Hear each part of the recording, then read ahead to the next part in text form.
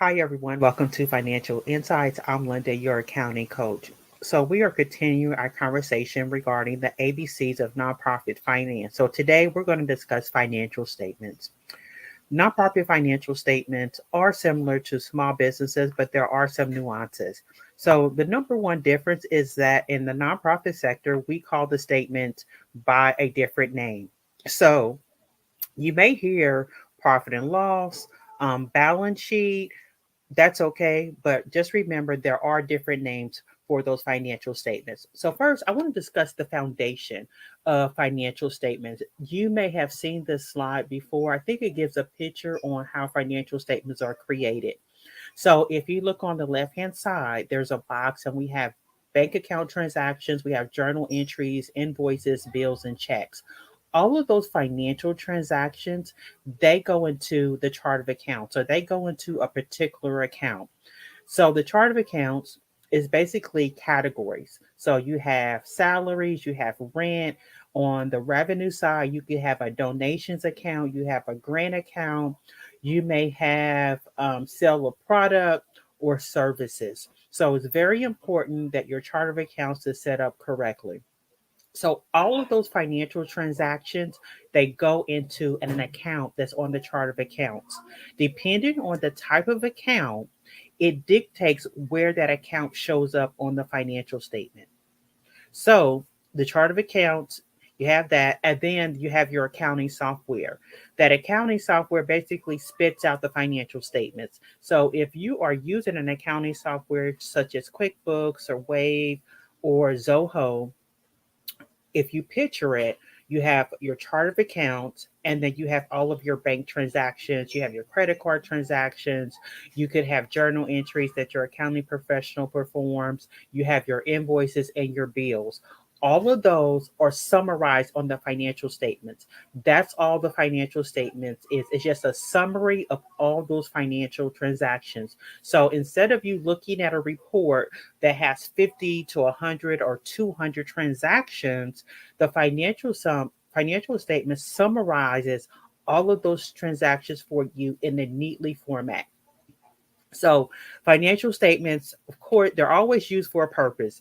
And just similar to small businesses, financial statements in the nonprofit sector is used for 990, used for audit, for loans, for grants, line of credit, if you have to report to government agencies and even donors. So, financial statements very, very important because in the nonprofit sector, we have many internal and external stakeholders that we have to report to.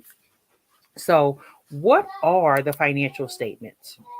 So, in the nonprofit sector, we have the statement of financial position, which is the balance sheet. We have the statement of activities, which is the profit and loss. So, and we also have the statement of cash flow. So, going back to the statement of financial position, really simple, it's just listing your assets, your liabilities for the nonprofit. Statement of activities, where most organizations focus on, is listing the revenue. So that could be your contributions that are coming in, your donations, your grant, or even income if you sell services, if your clients pay for services, and of course expenses. Then we also have the statement of cash flow. So these are the three main financial statements that nonprofits should be reviewing, and I would say these are the three. However, I'll give you a little secret. There's other financial reports that you want to be diving into. So you want your accounting professional to actually create a cash projection, estimating when is cash coming in and when is cash going out. Because as we know in the nonprofit sector, grants, donations, they all have a timing. So you want to make sure that you have enough in the bank to cover when income is not coming in. Then we also need to be reviewing your budget, estimating your revenue, estimating your expenses, creating a budget, also forecasting, another important report. So I call this the secret, pulling back the curtain. Understanding your financial statements, those three, you also need to run additional reports to understand what is going on financially. So you have to run your accounts receivable, you have to run your accounts payable, you have to run your grant report, okay, saying, okay, these are all the grants we have. This is what's been spent. This is what is remaining. And then also looking at financial ratios. So, as you can see, it's more than just looking at the financial statements. You want to really have a financial package. And once again, I almost call it like pulling the onion. So, when you look at the financial statements, and for instance, if we look at donations, you want to pull back the onion. You want to say to yourself, okay, for those donations, where are those donations coming from? Is it coming from a specific donor?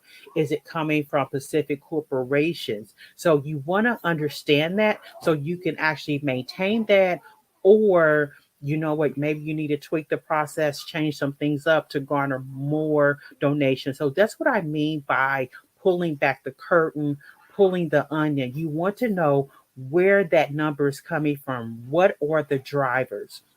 So remember, just because you're looking at the financial statements, also look at additional reports.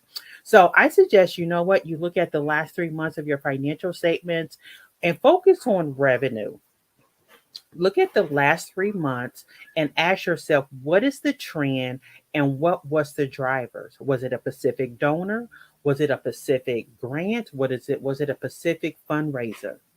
Ask yourself those type of questions so that way you can maintain, or you know what, ask yourself, okay, how do we need to increase donations? So take a look at the last 3 months of revenue and understand where that revenue is coming from and what those drivers are. So hopefully you find this information helpful. Make sure you like, comment, and share, and we'll see you next week. Take care.